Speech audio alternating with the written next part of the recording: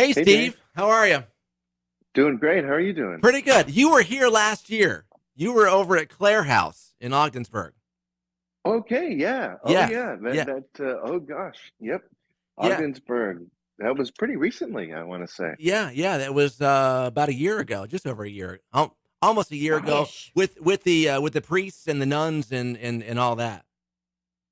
Okay. Ogdensburg. Yep. I'm trying to remember the individual.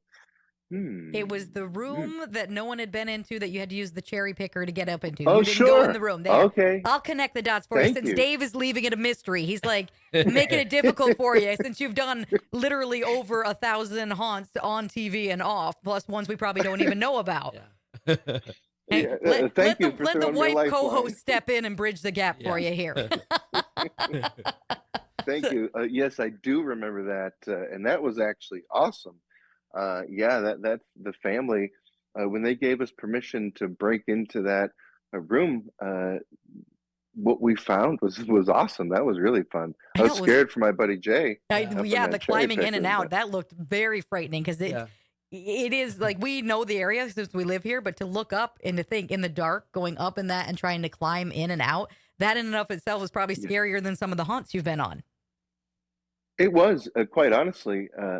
I pulled him aside and the production, and I said, "This is not safe. You shouldn't be doing this. Like this is like I had a real talk with them. Like this is I don't want him doing this. I really didn't. Like all great partners, he did not listen to a word you said. Yeah. He did not listen to a word I said, Yeah. but he did assure me how safe he would be, and that he's done this sort of thing before, which I do believe. He's a very tactile person. Yeah. He likes to get his hands and he's a master plumber, that whole Yes. thing. So I do believe he is very well versed in in probably those things. But yeah, I was scared. That was terrifying. Now, when it comes to doing these haunts, what is similar about all of them? Wow, that's a great question. I don't know if I've been asked that before. What's sort of like a common thread Yeah. through all of them? Um, I would say audio phenomena is one. I haven't really heard of a truly haunted place or not truly haunted where the claim, at least one of them, isn't hearing disembodied voices and sounds coming from a certain area of the house or building. So I'd say audio phenomena Mhm. is something that every case claims to have. Do you find that the older the property, the more activity you're going to find at these places? Yes. Wow, great questions. Goodness. Yeah, absolutely. I think so. And I think a lot of that, our case study, and I think a lot of investigators, their work also points to that being something that does uh, play into it, the history. And you do have more uh, things happening. If you have, say, a house there, there's going to be a lot more. Positive and negative things happen. A lot more trauma, a lot more tragedy, a lot more loving things. The things that tend to create a haunting will be happening more often than, say, if it's just abandoned land that hasn't really seen much but farming. Now, I have a question. When because obviously you can't go investigate everything that people reach out to you for. How can they kind of do their own investigation and figure out maybe what's going on, figure some things out, debunk some things, maybe get more comfortable with some things if they can't get someone like you there who obviously does a copious amount of research and you also have equipment and a team that kind of knows what to look for to add in or subtract from what's happening in that moment in space?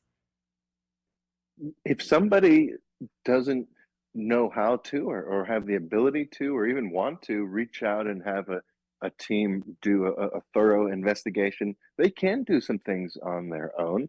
I think a technique that is quite valuable would be some what we call rapport building, meaning if you'll see a lot of investigators just talking out into thin air, and it seems kind of silly and it feels silly because you don't know if there's going to be anything there or not, but Right. it's something you have to do, and we're not just mindlessly talking into thin air. We're trying to build rapport. Hmm. We're trying to learn things, trying to familiarize them, use things that they may have been familiar with when they were alive, and we do find that helps uh, garner an interaction. So if they did want to try, that would be a way, just really trying to build a rapport with what might be there. If it's a residual type of haunting, it's not going to be aware of time and space. It's just going to happen when it happens. So if that's the case, then they need to recognize sort of a pattern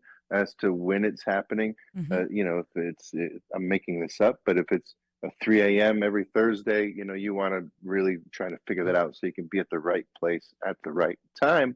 But I would try rapport building as a good technique to try to lure something out if you want to try to communicate. Hmm. Um, and that would be a good way. Always record what you're doing with audio and video.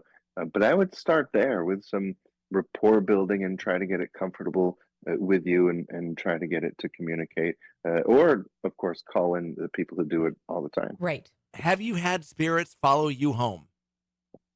Not that I know of. No, which is good because I really do value sleep and other Yeah. things that, and that's it. People who live with a haunting, a true haunting, it really gets in the way of life. They Hmm. have a Yeah. hard time maintaining friendships and relationships, even a career.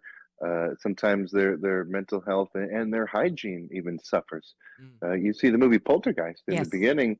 The dad, he's bubbly, happy. He's watching Right. the game with his friends. Everything's, and by the end of the movie, he hasn't showered. He's and hasn't gotten out of his robe. His demeanor is different. Uh, He's a different person. Yes.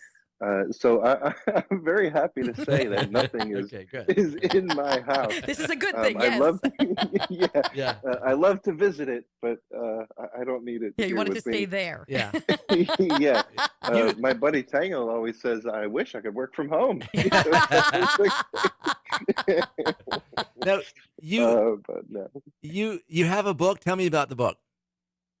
Yeah, it's called A Life with Ghosts, and it is things that I've come across in my time investigating that have meant enough to me that I wanted to share it, whether it be something incredibly scary that happened, whether it be something very poignant, whether it was something that emotionally impacted me, or something that I felt like I was able to learn from. You'll be surprised how much you can learn about life through the do's and don'ts of the past. And our life really is, excuse me, our job, really is a little bit more about life and how is it uh, helping us. What we do in our daily lives today. And you really can, let's not try that because it didn't work out for them. Hmm. That sort of mentality there. And also paying quite a nice respect to the fact that let's not forget that it's really fun to hear the grisly stories behind all of this and Yeah. the ghosts that we're looking after. But uh, they were people. This was Yes. somebody with a life, a love, with loves and losses and careers and all kinds of stuff. And let's also not forget that it's not always death, destruction, trauma, and tragedy. Sometimes there's, love behind a haunting, Mhm. and there are a few cases in the book that deal with love and devotion, and more so than, "Gosh, I'm haunting this place because you wronged me, or because I died a grisly way here. I feel like I need to haunt this place."